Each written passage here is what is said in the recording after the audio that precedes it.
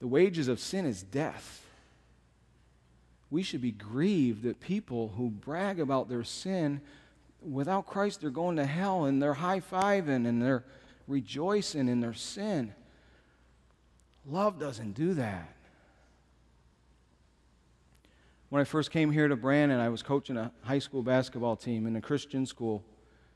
And I coached inner city kids from New York. I coached public school kids. I coached AAU. And I came here to coach this basketball team. Now, honestly, I've been serving as a pastor here for the last 6 years. There's not many people openly bragging about their sin. There's really not, as Christians.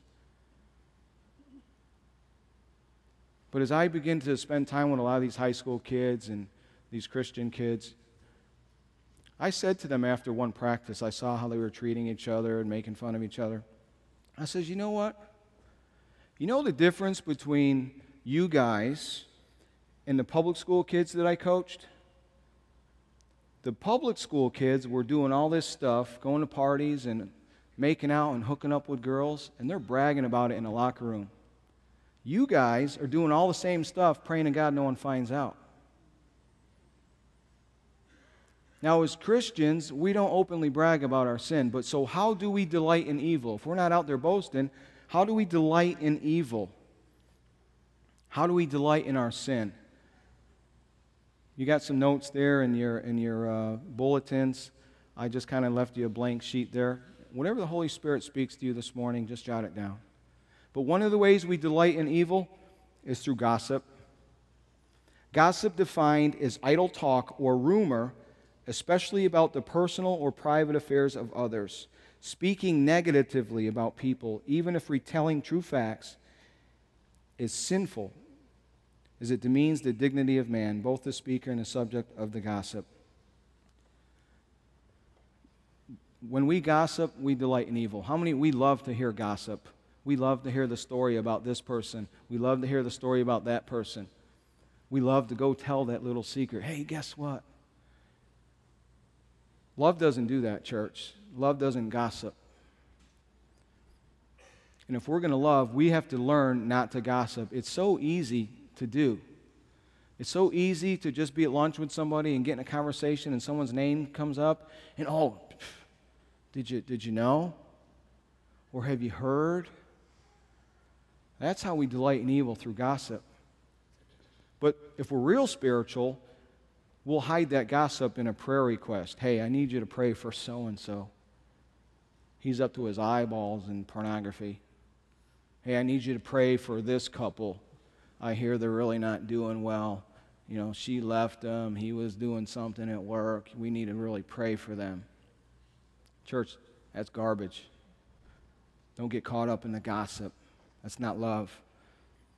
And Paul's trying to communicate. Paul understood that early church in Corinth, they had to truly understand what it meant to love.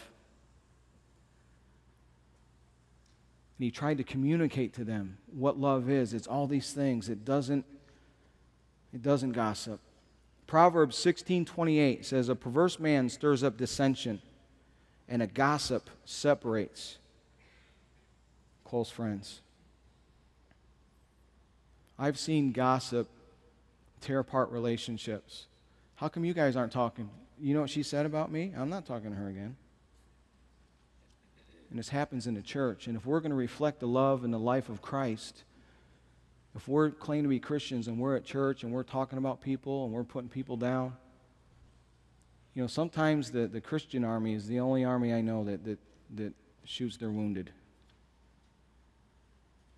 Church, let's not do that. If the Holy Spirit is speaking to you about you gossiping or receiving gossip, I want you to write down maybe in your notes, who you gossiped about.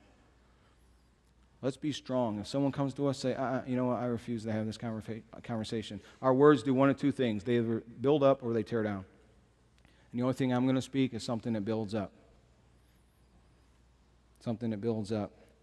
How else do we delight in evil? There's a German word called Schadenfreude, which describes our malicious enjoyment of the mishaps or misfortunes of others. We enjoy the mishaps or the misfortunes of others. Now, all of us experience this word schadenfreude.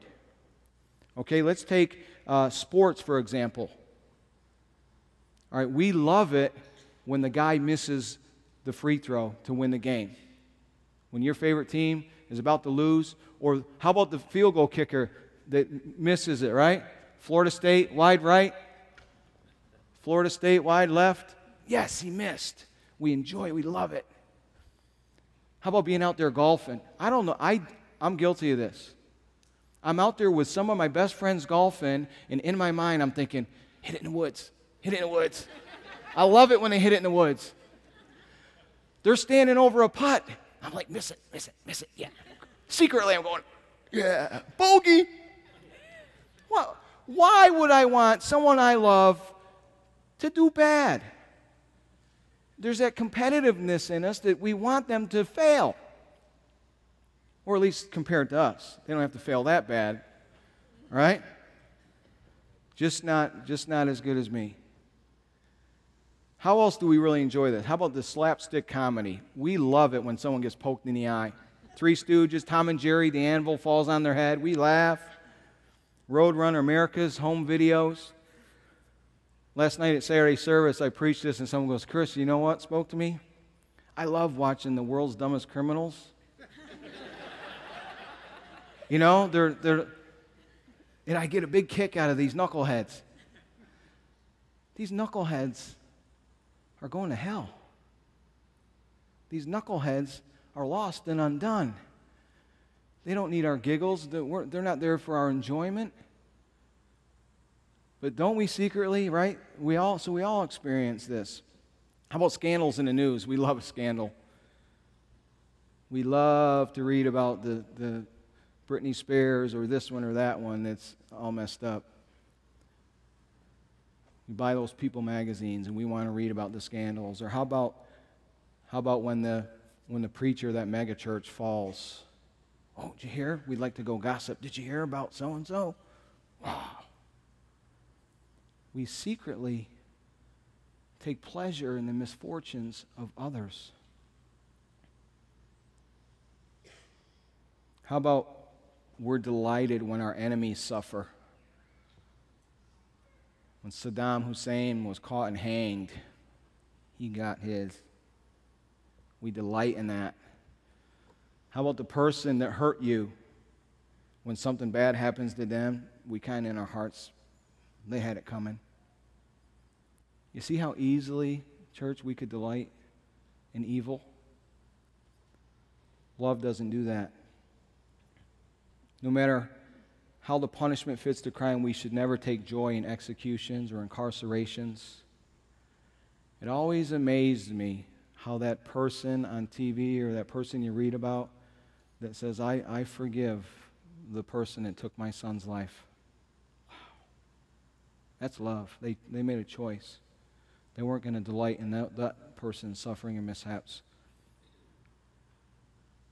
Proverbs 24:17 and 18 says this, do not gloat when your enemy falls.